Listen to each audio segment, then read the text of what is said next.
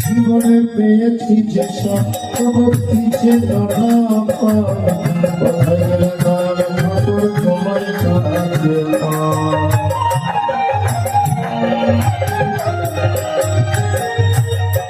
জীবনে কি পাননি বলুন তো?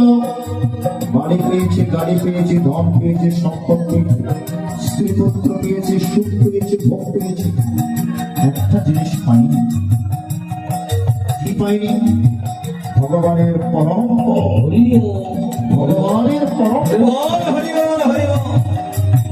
বাড়ি গাড়ি চাইতে গিয়ে আসল জিনিসটা চাওয়া হয় ভগবানের কাছে।